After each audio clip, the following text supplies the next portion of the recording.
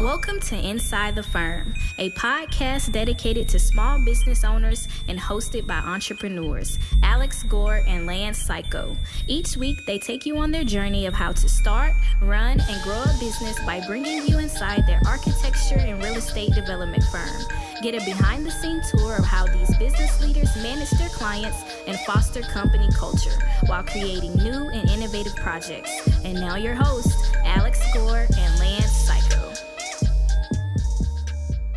Welcome to Inside the Firm. I'm your host, Al Gore, here with hair model Lance Cayko. I need a haircut. Yes, he does. First thing I want to tell you about is that we have a sweet new 75-inch Dell touchscreen that we're looking at right now. A little bit of a foreshadow. Our main man, Jason Buss, is going to show us this new program. But man, is it awesome that it is this huge. Lance has terrible eyes. I have impeccable eyes, so I have no problem seeing anything. But he's so old that it hurts. It's great for clients, too. You just had some clients in. Did they mention it? Older gentleman, he said he could see it clear as day, Mr. Al. There we go. So if you're looking to get something like that, go to Dell.com/inside the firm. Click your save now, put in your email address, you'll get 5% off. A big purchase like this is totally worth it. Dell, if you don't know, has a lot of other cool stuff, but you might not know that they have a 75-inch cool touchscreen. They also come in 55-inch, 50. Did I tell you? It's 55, 75, and I think there's an 85. Oh, I think there's even more. Wow. Go check it out. Are you and your firm still working remotely? Are the logistics of putting together a project daunting when no one is in the same room? Well, guys, ArtCat has the solution for you. ArtCat's Charrette allows you to manage projects and specification documents online with multiple team members, discuss products, configurations, outline specs, project photos and documents, and more on one page, along with the ability to access product information, specs, CAD, BIM, and the patented Spec Wizard from anywhere in the world. Charrette can help your firm get more done no matter where you are or the rest of your firm are. You can even promote your firm's project when you're done. And like all of ArtCat's solution, they're completely free to use. So check it out at artcat.com/projects. That's artcat.com/projects. That's ARCAT.com/projects. Bam. So next thing we want to go into, we have Jason Buss from our office, and he tried out this TestFit, which is a software program that allows you to basically quickly see how many units you can get on a site. So Jason, what's your review of it? How does it work? What do you think the benefits are?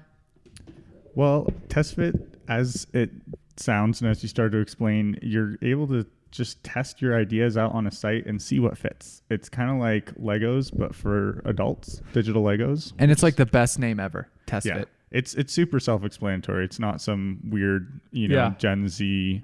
What the hell is that named? Google. Like Google's a weird term when it came out. I guess it works now, but. Yeah, TestFit, it's very self-explanatory, and it's pretty easy to use. Essentially what its premise is that you can sort of lay out your site. You can load Google Earth in, figure out where your site is, roughly how big it is, and then there's a whole bunch of parameters. Question. Yeah. When you loaded Google Earth in, did you load in an image? Is there an option? Like how easy was that? You type in your address and it pulls it up. Okay. It's super, super easy. So it's just like you go to Google Earth and type in your address and suddenly it takes you to your address. It's like that within TestFit as well. So perfect. So on the left-hand screen, I'm looking at different kind of command prompts. It's kind of similar to Revit where you have your project browser, things like that. And then there's a huge screen where it's Google Earth, and then it's the building that Jason put together. Yeah, so on the left side is all your different parameters. You can lay out your site. You have options to put in roads. You're even able to do some toying with zoning profiles. So you're kind of able to sort of describe how the site is as far as like what type of occupancy can be there, building heights, lot coverage, percentages, all that kind of stuff. And then there's a bunch of different, there's these configurator tools where you can sort of choose if you're if your building is going to be kind of like a Texas donut style where you've got parking garage in the middle and units around the outside, or if you're doing like a linear shape or whatever kind of stuff. You essentially get all these inputs and it sort of fits what it can on the site parametrically. Is there any way, can you like pick another site and just show us? Yeah, I can try to do that. So there's 3D views, which I like. And then now Jason's went to a floor plan. Yep, so I've done a floor plan. I have a bunch of manual overrides, so I'm going to get rid of those right now. And on our screen, it went from, sort of a building design that we did have for a project that we've already done. I got rid of my manual overrides, and it automatically generates as many units and the appropriate amount of parking per your specifications on the site. So just to let you know, it changed in one press of a button. Wow.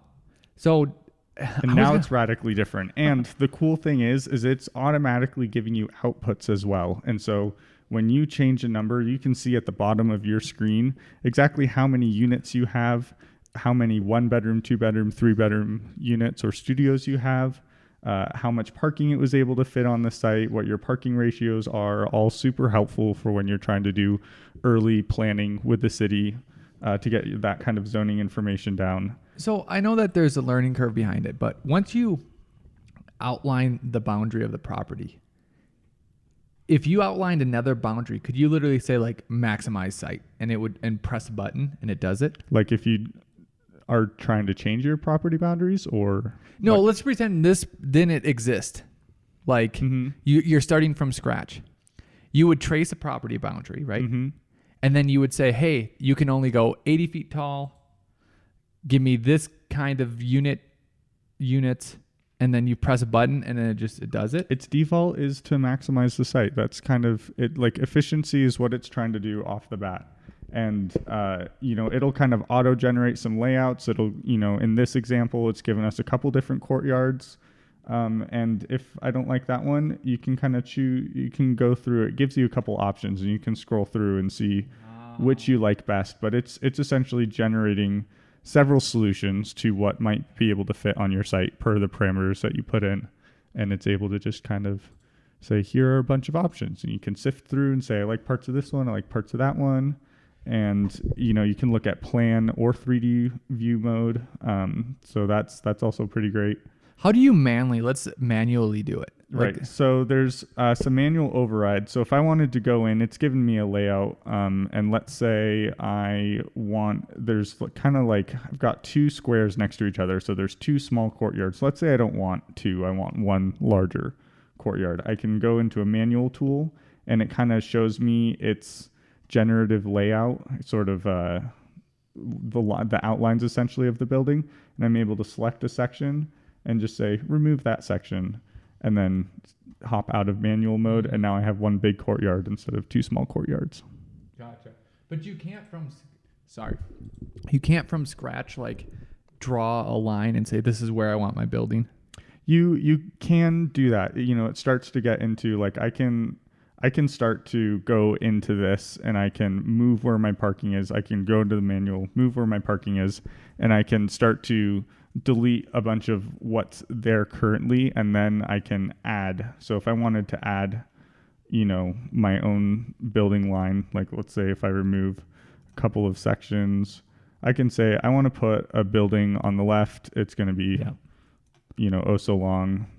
Now I have a building that is a size that I specified instead of generated, and it will make the most efficient unit layout per that size. And all you did was draw a line. All I did was draw a line, and suddenly, because of the parameters I have, it's now a 7-story building. Go to a 3D view. So, there's your building. Bunch of units. So, yeah, it's really impressive, powerful software. You're able to get pretty cool printouts from it. So when you sort of get the design to where you want it, you can essentially just hit print and it can put it in a PDF. It also can export to a couple different programs. So it can go to Dynamo for Revit. It can go to SketchUp. I think it can go to CAD as well. And it essentially, you can choose what goes. So like it might show you the rough outline of the building, your site, and then the blocking for different apartments. And, it's not generating like floor plans. Like it's not like, here's your front door and where the kitchen would go, and here are the bedrooms inside the unit. It's essentially, here's a block for a typical 1-bedroom sized apartment, and you would make a 1-bedroom apartment within that. So it's not doing all the design work for you, but it's doing a lot of the heavy lifting, and it's doing a pass at efficient design that's very difficult to do in Revit because it's so quick at it. It just, when you put in all the parameters, it's looking for efficiency as it's. Yeah. But you, Jason Buss, could design a 1-bedroom that's 30 feet by 15 feet. And let's say you had it all, whatever. It could be 32 feet by 17.5. Mm-hmm. And then you could tell this program, I want a 32 feet by 17.5 foot unit, and knowing that you already figured it out, and it will place them. Yes. So there is a tab where you can go into the sort of configurator database, and it will lay out what units it's generated, and you can modify those. So you can go in and say, I see that you have 3 different 1-bedroom types. I want one 1-bedroom type, and I want it to be this specific size, and it will go and try to as efficiently put those in. You might end up with, some spaces between units that you would then maybe collect at the end and allocate towards your circulation or your hallways or whatever. But yeah, it can do that. I have a question for you, Mr. Buss. Yeah. First of all, I'd like everybody to know Alex and I are sharing a mic, and they can call the cops on us. Yeah. But how does it translate into Revit? So like can you export then? And then what does it export as? So it exports as essentially a bunch of outlines and lines. It's mostly line data that goes out. But is it 3D lines? It is 3D lines. Cool. And so it goes into Dynamo. So I figured out how to get it into Dynamo. I haven't yet done the step of getting it into Revit, but I know it is at least in a form of which can import into Revit. And then you have your line work to work off of when you're on your site in Revit. Okay. Very cool. Very cool. Al, how do people get the software? TestFit.io. And you get a free trial, right, through 30 days or something. They are not a sponsor. Just saying, we just think it's really cool. Awesome software. And one thing I didn't add before that I'll just add now is you can also dedicate spaces. And so, most apartment buildings, sometimes they'll have commercial spaces, sometimes you'll have amenity areas and stuff like that. And you can say, I want somewhere on the site, you can specify which level, I want, maybe 5,000 square feet or 10,000 square feet of amenity space. And it's really easy to drag where that amenity space is around. In the site, you can also do things like add voids. So in our site that we're looking at, we have some waterways that we have to hop over. So we're looking at some voids, on the first floor, which kind of creates like a little bit of an arch, shaped building. And so you can do a bunch of cool stuff like that. What I'm going to find interesting, because you're going to work on a project, hopefully Monday, I'll get it. And you already have a concept that I thought was pretty cool. But we're going to look at Jason's concept with the waterways, but then also I'm going to want a printout of what TestFit said the max was with those waterways, so we can see how much we're off if we're close, because it's not always the best idea just to maximize everything, because you get rooms that are unsellable. You get maybe too many different variations within drive up the cost, but it's cool to see like, oh, we were 80% efficient, or whatever it has to be. And it's always good to have contingency. A lot of developers want to push the site to the max, and then you plan on that. And then, they come back and say, actually, your property line, we're going to measure it from here instead of here. Now you have to try and squish your building, and you're always running up against walls. Oh, yeah. So it's great to look at, what sites are capable of and take that into your design considerations, but, maybe not necessarily follow it verbatim. Cool. Well, thank you very much, sir. Thank you.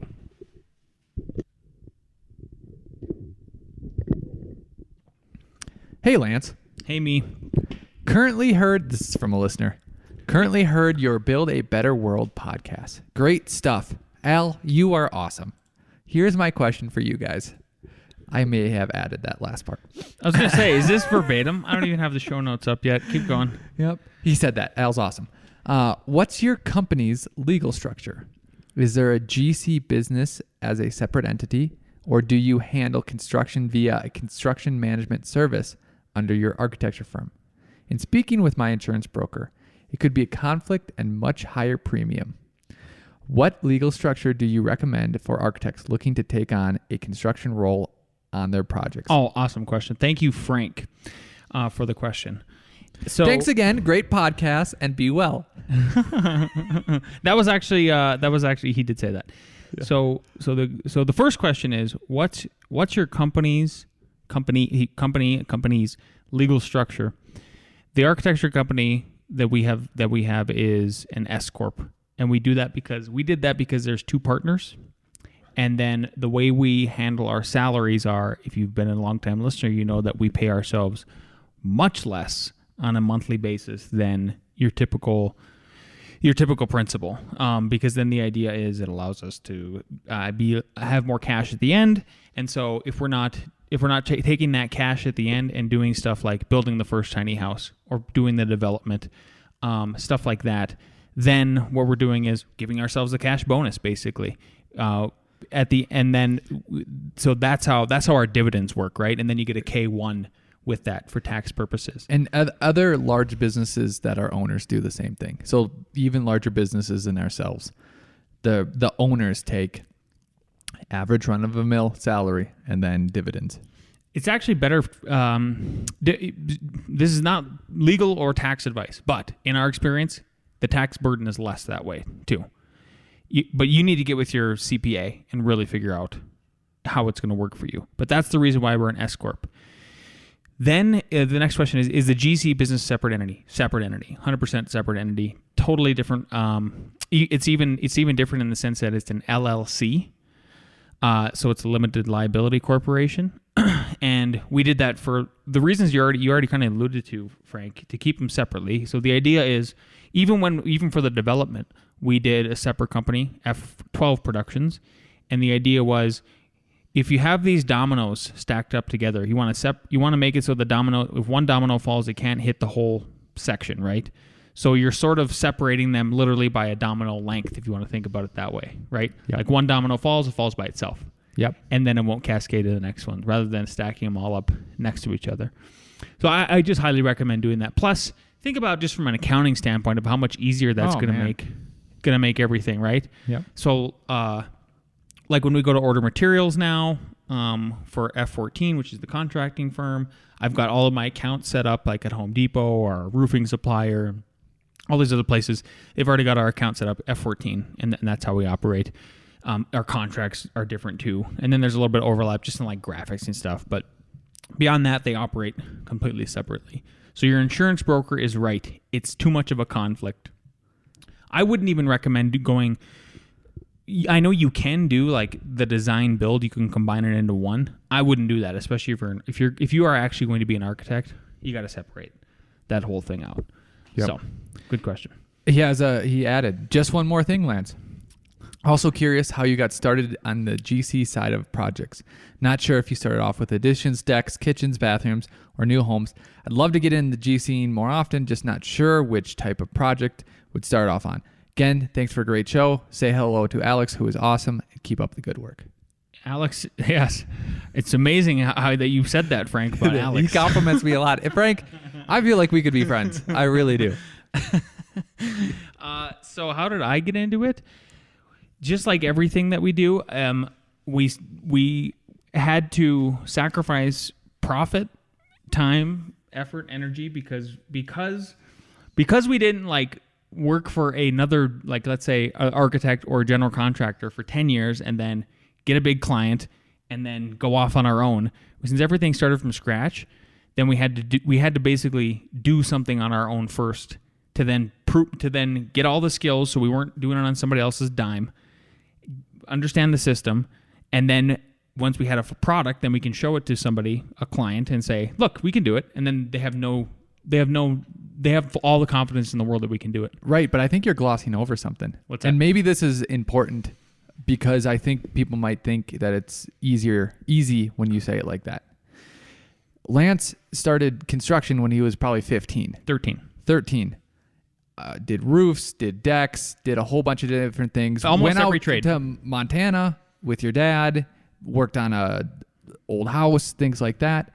Then when you got laid off here, remember your first jobs? You were fixing stairs, doing other things like that. So like it's all this construction experience plus with then, now I've done all this architecture experience, right? And then I've done the same things with Habitat for Humanity. And then like I've run a lot of heavy equipment in the Army, which was hilarious when Lance was telling me that I couldn't run heavy equipment.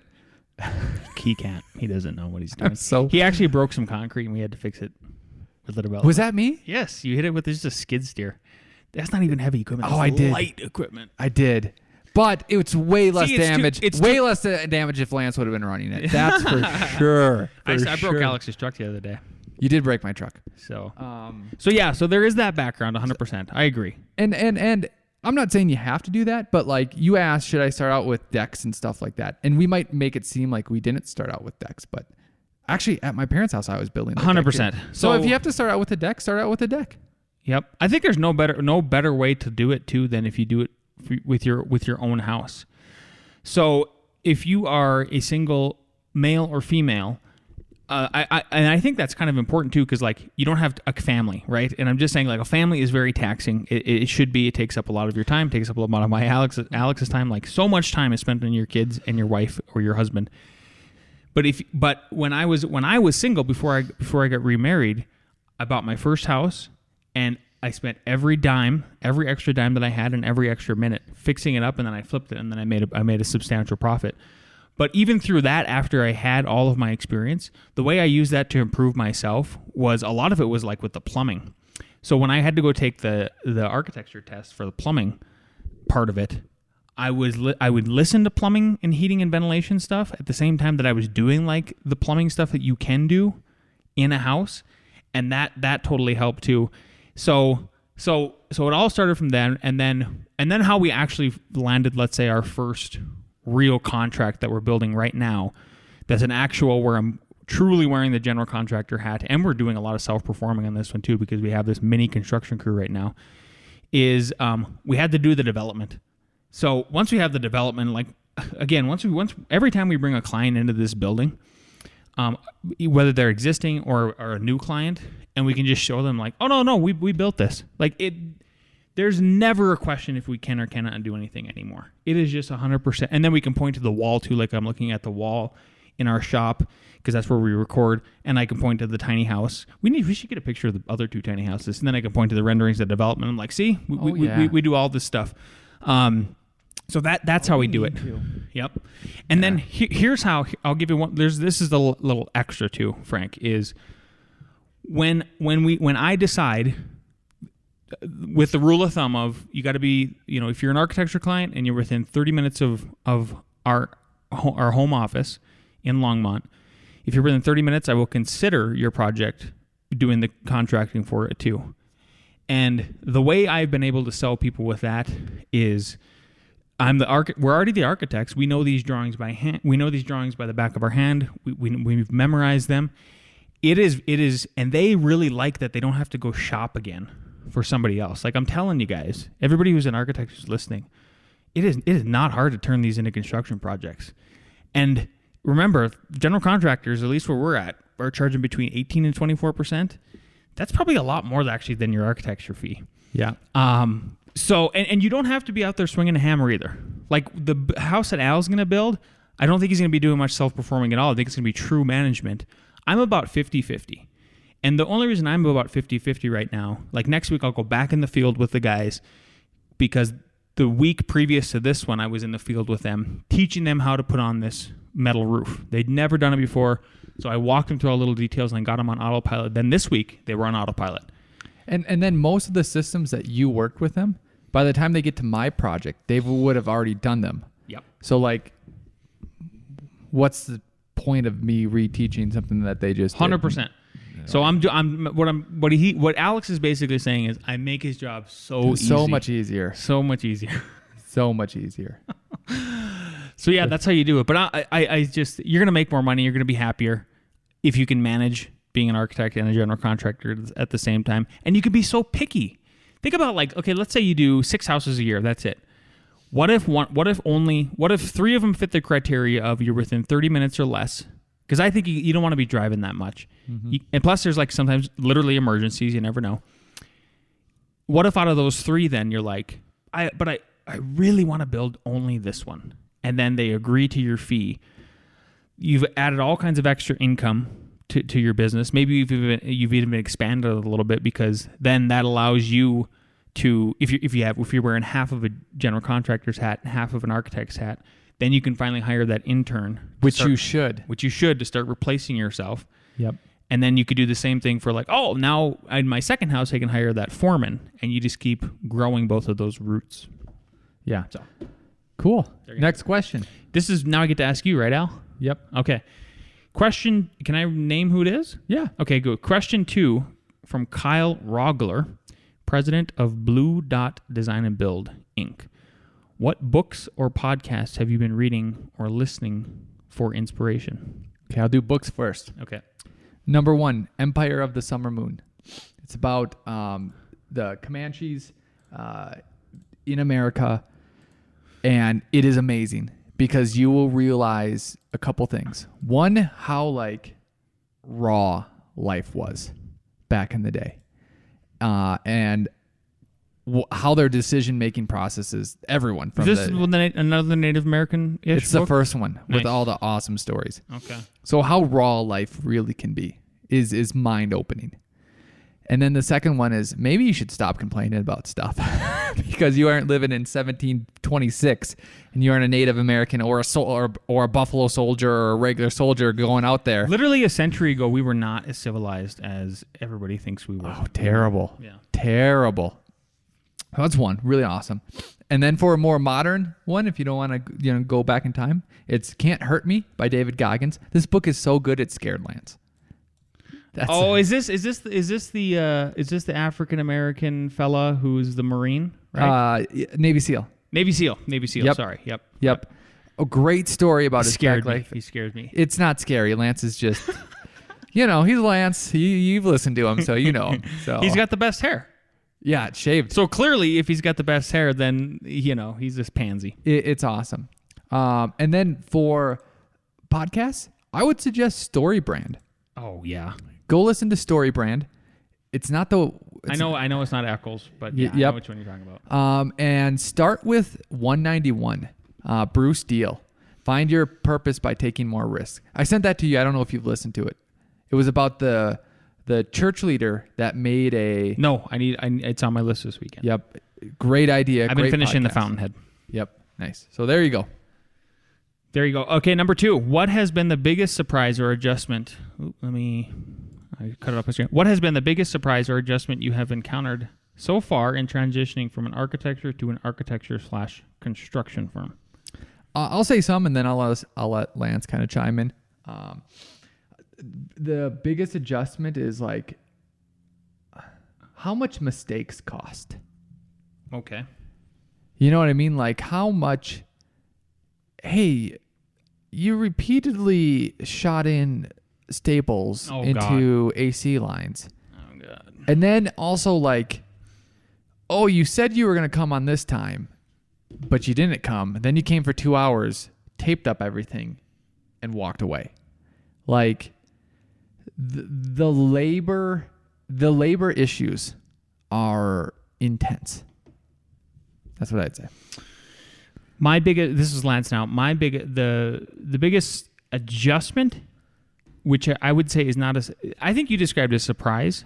The adjustment, I think, is getting the systems, basically building another company and getting all the systems in place for that. And there's a question later on, the question 3 that Alex is going to ask me from, not Kyle, but a different gentleman named Adam Steiner next, is as it relates to like how to figure out how much stuff is going to cost for a construction or an architecture project. That is like I've been working really hard to set up this spreadsheet that allows us to then plug in 1 or 2 numbers based off the past precedents of other projects to just about instantly give people a working budget to start with for their construction project. So there's that. Literally just stupid stuff like setting up the project folder. So if I go into our project folder for construction now, it is much different than the architecture projects because there's bids are one different thing, the draws, who's going in and out, and then relaying all of that information and now trying to capture those clients, the sales are much different than an architecture client sales. So that's been good. But I really like that adjustment because as I've been walking around this week and as the barn dominium has been going really well, actually, Bill and Sam are doing a great job with the craftsmanship of that project. It's just exciting to build another company. Like I when we say we're serial entrepreneurs, like it's real. It's a real drive. I don't know. It's exciting. Like I was even telling one of our employees who we just had his year review, went really well, and he asked us like, well, where do you see F14? I'm like, well, ideally F14 is just as profitable as F9 in 1 to 3 years, and we make that happen. Yeah. Okay. Cool. Last one for Al. What is your favorite Colorado brew, wine or spirit? Bud Light. You're lying. It is. But to be fair to Al, we toured the Budweiser plant long time ago, before Al had kids. Yeah. Before I think he was even dating, and they give you the freshest Budweiser, Like not Bud Light. Yep. But the reason why I'm saying Budweiser is because it was so fresh and so good, it tasted like Bud Light. Well, do you remember how good it was? It was surprisingly extremely delicious. Yeah. There's a difference between it just comes right out of the tap. Yeah. Yep. Wibby in Longmont. Come check it out if you're ever in Longmont, Colorado. That's the place to go. They're super good. Okay. Question for Lance. Lance, I have another question for the podcast. What's it like working with Dream Man Al Gore? Oh no. Also, when designing custom homes. Adam Steiner did not say that. When designing custom homes, what's one of the biggest struggles I see is budget. Homeowners designs their dream homes, they get bids back, and they're all over their budget. What strategy do you employ to help clients hit their number? Thanks. As always, keep up the hard work. Thank you, Adam. So yeah, I already alluded to the answer to this, my answer anyway. What we used to do, and we still kind of do it. I think you have to, depending on what region you're building in, know what does a house like this typically cost to build on a per square foot basis. Like, so that's what we that's like the roughest way of estimating it, right? So let's just say it's $200 a square foot. You're going to build a 2,000 square foot house. I could roughly tell somebody you're looking at like $400K to start. Something like that. But now I've developed this spreadsheet. I'm not going to share it with anybody because I feel like it's proprietary. Sure. This is one of the only things I probably won't share. And then also people have asked for a contract too, but I won't do that either. Is I've got this awesome spreadsheet, and it lists out all of the different things that go into, let's say, a house or an addition, foundation, framing, kitchen, all of that, right? Line item by line item. And then what it does is it's got, based on past projects that we've built, so the development, the barn that we're currently doing, and then I cross-reference it with the NAHB, National Association of Home Builders, because they show you what percentage stuff should typically cost. Like foundation is like 13 to 15%. Framing, it matches that. It's really close. MEP each should be 5%, stuff like that. So in the spreadsheet, then what I can do is at about mid design development. So halfway through the architectural design of a project. Coincidentally, too, all of the homeowners or people who are wanting to build homes, that's about when they start asking, what is this going to cost? Because maybe one gentleman who might build his house in Denver, he says, he was like, well, I just don't know if I want to go any further in the design process because is this going to break my budget? So once we get about halfway through the design development, then I have who's ever working with me, one of our project managers, I tell them, like, I need you to get all the foundation basically in there. And then because we have two schedules that I've already pre-made in Revit, it will do the automatic takeoffs for the footings and the foundation footings and the foundation walls. It'll give me the cubic feet of each of those. Then I have to translate it to cubic yards real quick. Just on Google, if you just type in cubic feet to cubic yards, you can do it. I know in Colorado, our subcontractor charges about $700 a cubic yard to pour it. I can take that, and I know that typically and I think in the spreadsheet I have set up, it's like 13% of building costs is going to be in the foundation and the excavation. And so then there's this calculator online where it'll say, like, you can say this number equals 13% of the overall number, right? So it's like that weird tricky reverse equation, but there's a calculator online that allows me to do that. So then once I plug in, okay, 700, let's say it's 100 yards of concrete, so times 700 is $70,000. If I know that $70,000 is 13% of my overall budget, I can plug that, because what you do is you say the 70,000 is equivalent to 13%. It'll spit out the overall number. Then I can plug that into my overall number, and all of my percentages will just automatically fill in the rest. And I can, within it, the last time I did this, which was last week for the Denver client, it took me about 15 to 30 minutes to get that number in there, and then I had a working budget for them to show them that. So that's, I'd say, the level 2 of getting them there. And I don't know how much faster you could be with that. The only added component the only thing I have on my wish list now is, and I don't know if it's too late for Alex to do this with the house that they're going to build, is that I really want to find a service that will do all the takeoffs for me, because it's just too tedious. Like, it would be so much more worth my time to just pay a company, I'm just throwing it out there, $250. If I could pay a company $250 to do the takeoffs for me, and they give me a whole sheet, and then I can send that off to my suppliers, that would be like that would be the way to level up one more time to show the difference between those. Because I know what it's going to cost for concrete. That's super easy. But all the other stuff, if I could be a little bit more accurate with that, I think that would be helpful. Maybe there is a company. I don't know. I know there is. I just want somebody to email me and say. Well, I know that someone will do it for $2,000, but $250. Yeah, there's got to be some company that does it. Now you're talking. Yeah. Okay. So let's transition to our new guest. It's everyone welcome Lance Howard Rourke Cayko. Okay. So this segment was supposed to be. I was supposed to be done reading The Fountainhead. I have 14 hours left. If you every architect should read this book. I know a lot of people did in college. It is 32 hours long total, so I have managed to shave off 18 hours so far. And tomorrow I will finish it as I'm driving up to Wyoming and back, dropping my kids off at grandma's.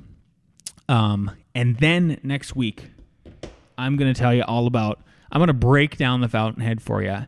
And like it's never been broken and why before. I think there needs to be an updated version of it. And I would challenge somebody to write it. So that's it. Okay, cool. Yeah, Looking forward to it. Yeah. So should we listen to our best friend instead?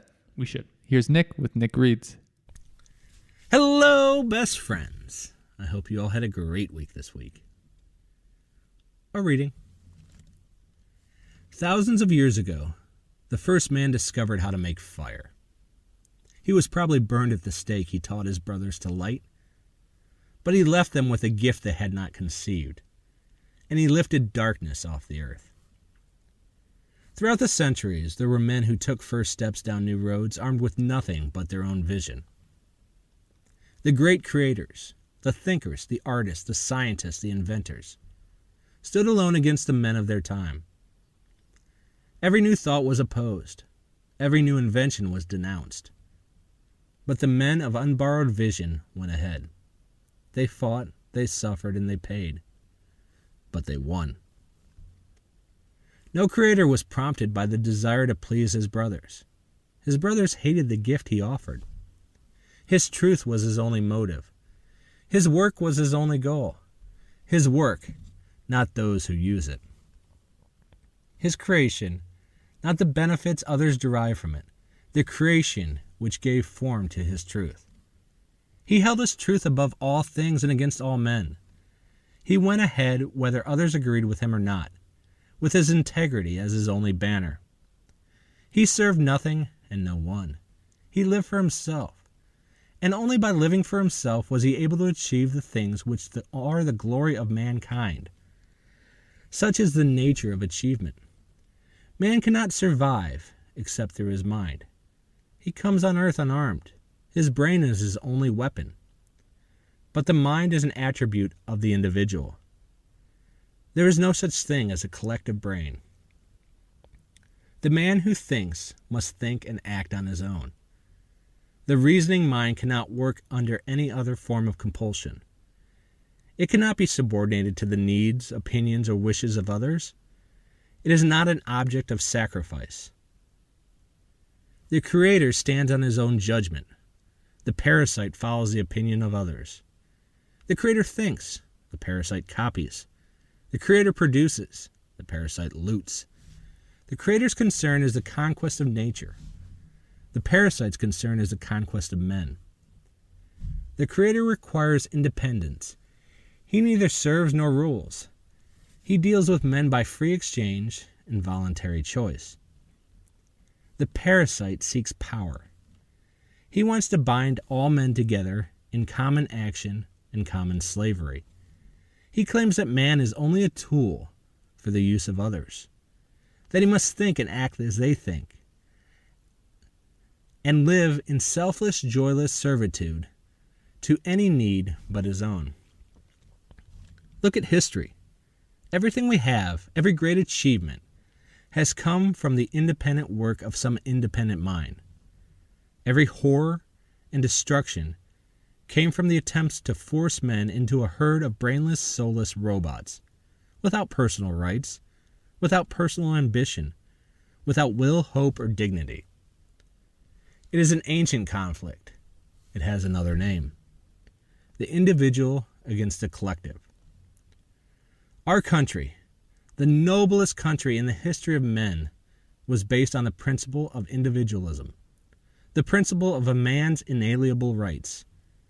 It was a country where a man was free to seek his own happiness, to gain and produce, not to give up and renounce, to prosper, not to starve, to achieve, not to plunder, to hold at his highest possession a sense of his own personal value, and as his highest virtue, his self-respect.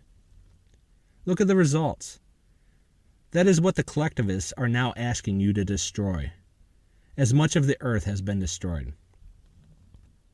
I'm an architect. I know what is to come by the principles on which it is built. We are approaching a world in which I cannot permit myself to live. My ideas are my property. They were taken from me by force, by breach of contract. No appeal was left to me. It was believed that my work belonged to others, to do with as they pleased.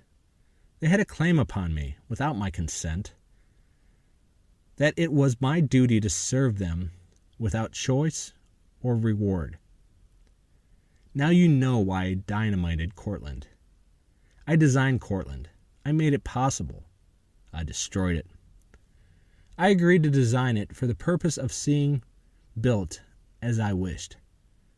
That was the price I set for my work. I was not paid.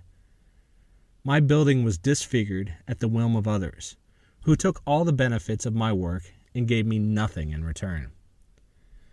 I came here to say that I do not recognize anyone's right to 1 minute of my life, nor to any part of my energy, nor to any achievement of mine, no matter who makes the claim.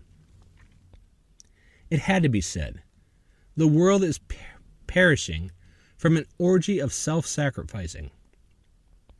I came here to be heard, in the name of every man of independence still left in the world. I wanted to state my terms. I do not care to work or live on any others. My terms are a man's right to exist for his own sake. Howard Rourke's speech to the jury from Ayn Rand's The Fountainhead. Toodles! Toodles indeed. So I guess Spoiler alert, he did lose the trial. And he had to pay for the changing of the temple. So did you remember that part? Did he not get paid for his architectural services? No, he got paid. I thought he said I didn't get paid for my services. You'll have to inform us next week. Unless paid I'm him. missing a trial, because I just got through the trial Yeah. and he lost. Yeah. Do you remember this part where he's commissioned to make it's a temple for religion. So for like all religions, and the importance that that is largely a foundation of like great societies, right? Yeah. So he makes the temple, and it's like one of the best buildings ever or whatever, but then they don't allow it to be opened because the owner doesn't, right? But then he loses the trial, and he has to pay back the guy who hired him to fix it. Yeah. But I thought it was an apartment. So it was a temple that he blew up instead of an apartment? Oh, I don't see. There you go. That's what I'm saying is if he's talking about what he blew up, then I must have missed that part. No, I think it's still in the 12 hours that you have left to go. So he's gonna go back to trial.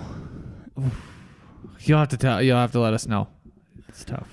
No, we'll have our full take on it next week. Exactly. Yeah. But thank you for that, Nick. And the individual matters. How about that? Here's the lesson.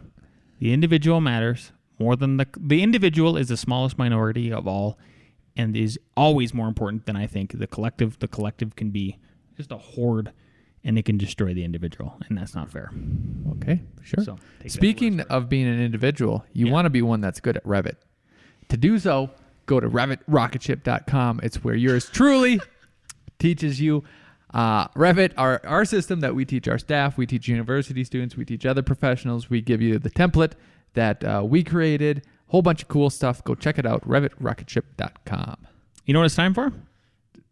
What, did I miss something? Oh, yeah, A.R.E. Jeopardy. Oh, Look at that. This guy didn't even know we're doing that. Yeah. Here we go.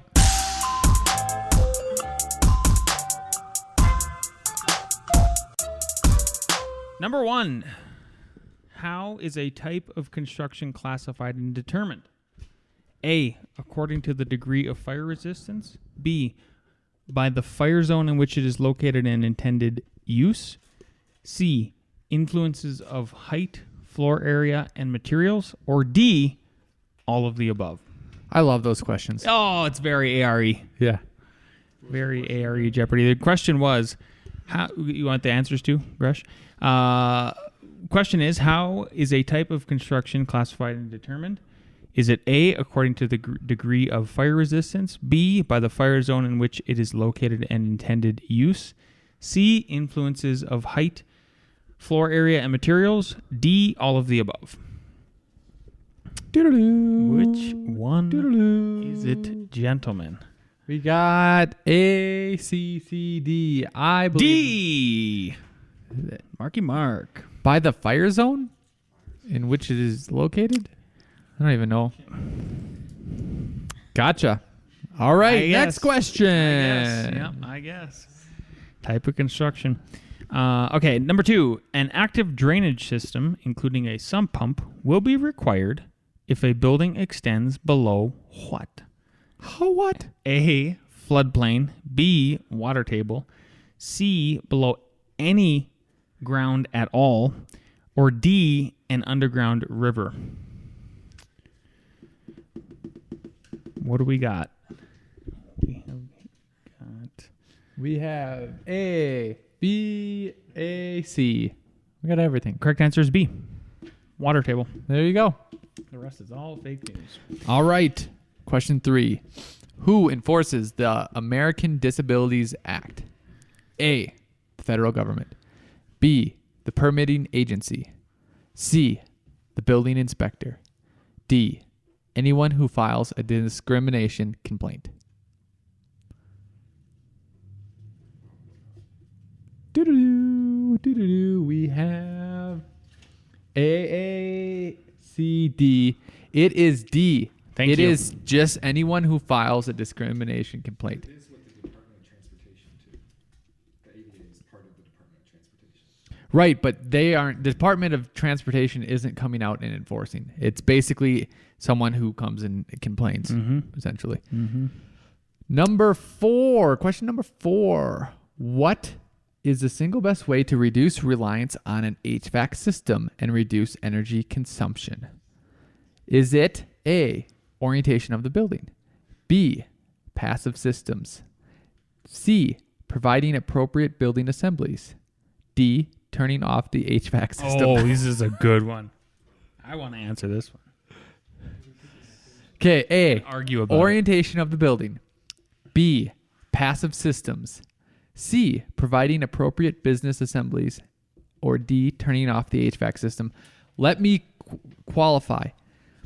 What is the single best way that the test says to reduce the HVAC system and reduce energy consumption?